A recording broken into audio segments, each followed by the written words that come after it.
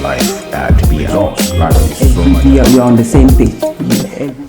If just one of us or two or three get something, some kind of job that they just showcase them as example of what every one of us can become, and then you look at a large percentage of us are still stuck in this kind of income and job and things like that, it means there is something wrong. So mental bondage. Free yourself. When you have something good to say about when you have something to say about your people, say something good. Don't dwell on the negativity. Don't dwell, because everywhere, sometimes they say that, oh, these people, they are dishonest. Listen, everywhere that I've been, people are dishonest.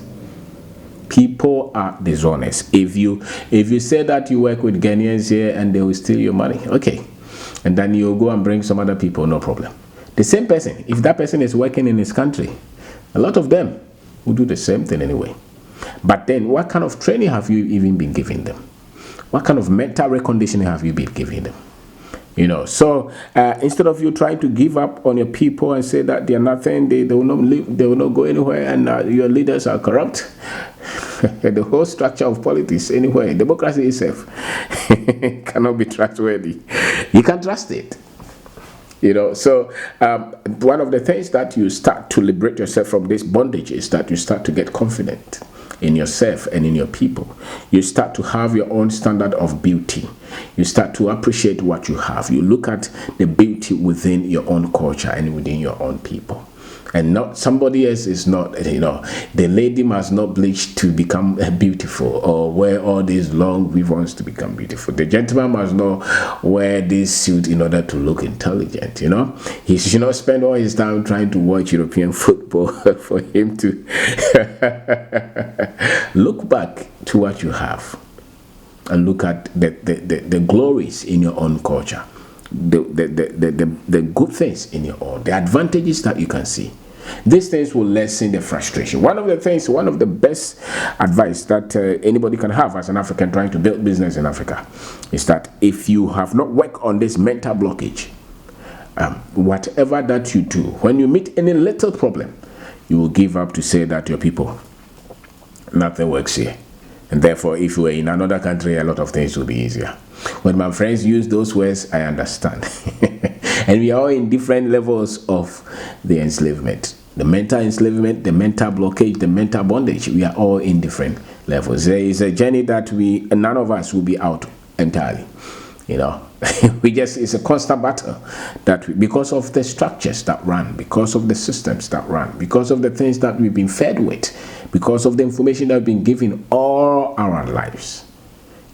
For people to go through pain in some of these countries and still think that it's better to dwell and even die than to come to a country like Ghana is amazing. It's amazing to me. It's one of the mysteries. And yet others come here and they see the beauty. They see the good things. They see the blessings. They see the glory. And we are here and we don't see them because there's something that has taken over our minds. So free yourself. And there are books that you can read. There are so many books you can look at. You can look at for my perspective, how to develop the mindset to start and build your own business.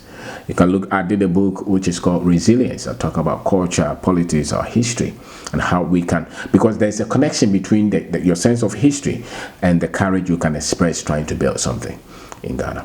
If you want to build a business and be truthful and be honest in your business, you have got to have some level of some level of confidence in yourself and in your culture and in your people. If you want to do it rightly. Now, if you don't have that kind of state of thinking, then you have to use the other ways to build a business. And sometimes you can easily see it. When somebody is building business and is still talking negatively about us and is still raising the white man, you can see that the kind of business that is doing the income is not what you see. Easily, you can see the honest ones. Anytime that you see anybody who expresses a lot of confidence and courage in our culture, in our people, in Ghana, in Nigeria, look at them well. They are people who are honest.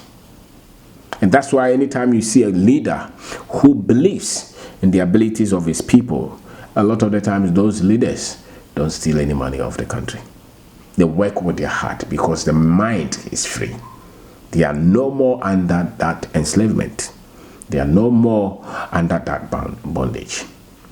You know, so one of the things you can see, especially if you're looking for somebody to take over your company, or somebody to give a lot of money to, or even form a partnership with somebody, look for those traits. If he's an African and he's not dealt with this, I can tell you that all your fears will come through if you're employed.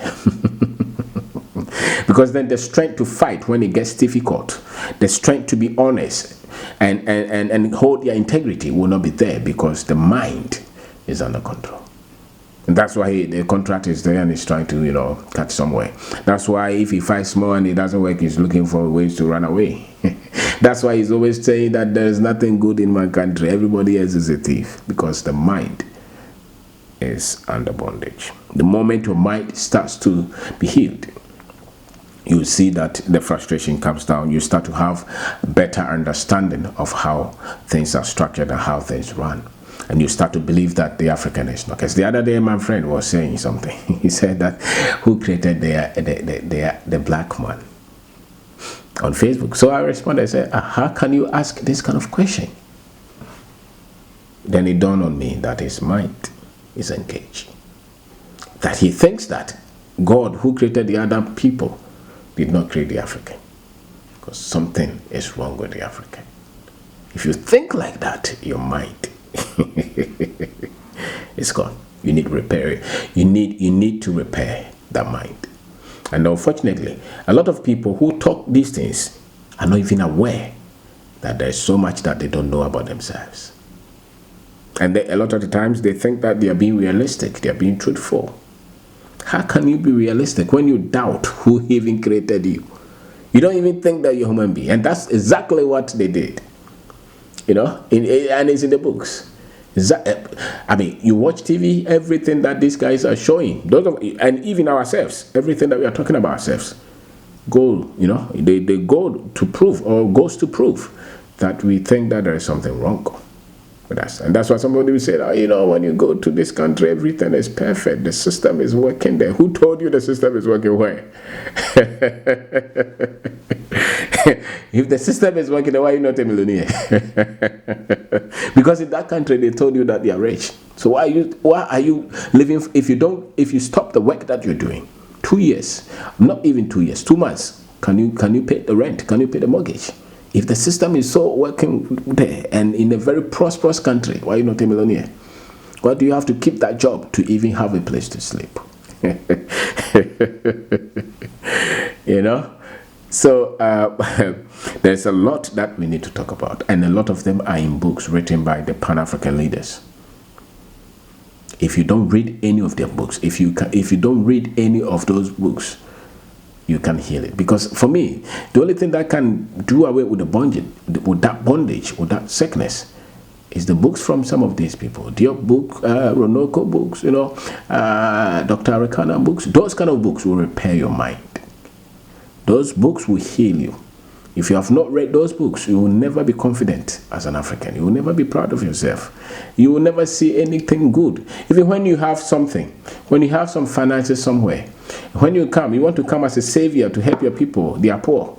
You want to help them to think and live well. That's what you want to come with. You will never see anything. You will never see anything good in them, because you come as the one who knows everything, and your people are backward because your mind has been enslaved.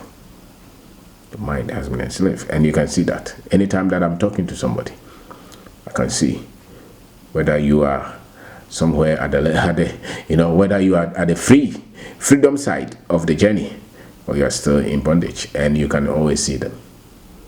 The signs are just clear. You can always, when you think that everything white is good and everything African is evil, when you think that you can never make any life in Ghana, or you have to move.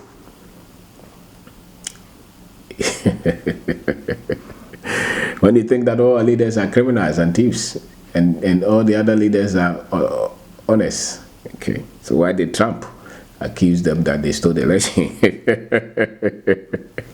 if everything is right? So we live in a world, there are problems everywhere, but it depends on what you know.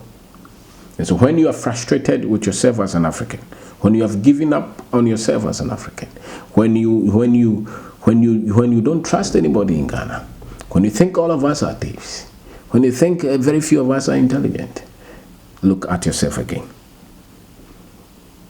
Look at yourself again. It means that your mind, and I can bet you 100% that some of this information about history, good books from our history.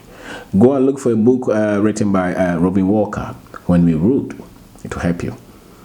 Some people ask, why do you recommend these books? I tell you, the systems that have denigrated Africans and blacks, the only tools that will correct your mind are those books. Somebody will tell you that, oh, but they are extreme.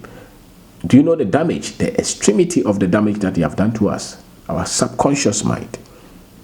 You cannot help the African until you help the African to believe in themselves, that they are equally capable and there is nothing wrong with them. And if you live in any village in Ghana, you can still be successful depending on the information that you have. And that's why some poor boy somewhere from some of this country without any money will think that they're still rich. That's why Ghanaians, when they move from here to England or America and they make maybe $5 or $10 an hour, they think that they are richer than everyone of us. Because the mind is engaged. That's not the way to build wealth, It's far from it. You can get a place to sleep and eat and maybe come and build something here after you have struggled to do 3 jobs, 4 jobs. It's okay. But for you to believe that you're better off because you have that, there's a problem. There's a problem. So free your mind. Go and get books. Read them, because those books were hidden from us. Those books that will help you, that will repair your mind, that will make you believe in yourself, that will make you understand the structures that run this world, were hidden from us. So we don't know. You can be a PhD holder and you don't know. A lot of them are on TV. When they talk, after they have talked, after they have finished talking, you become hopeless in yourself and in your country, because the information they have is coming from a mind that is under bondage. They give examples as if here is, England, because their mind, they don't understand it. They have no clarity.